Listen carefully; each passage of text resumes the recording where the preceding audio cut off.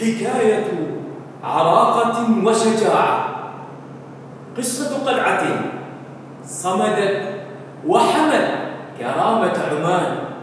إنها قصة قلعة في زمن الاحتلال البرتغالي.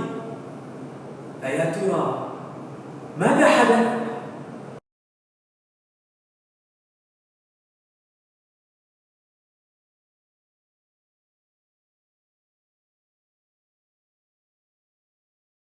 وفي عام 1650 كانت عمان تواجه خطرا كبيرا.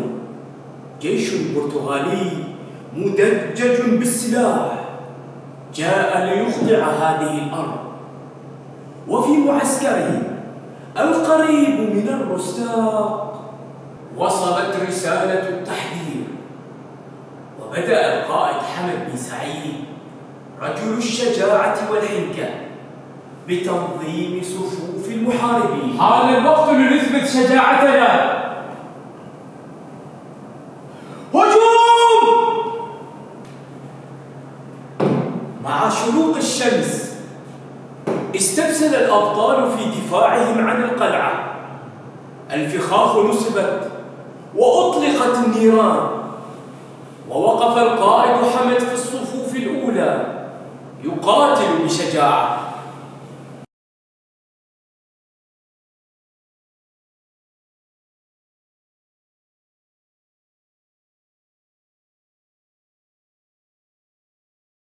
في تلك الليلة حبك البرتغاليون هجوما أخيرا وتسللوا بين الأنفاق ليلا، لكن العمانيون كانوا لهم بالمرصاد.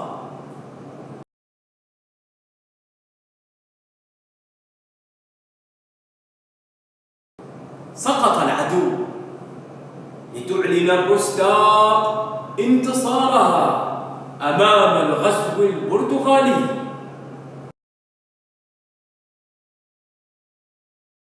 تاريخنا مليء بالشجاعة والصمود.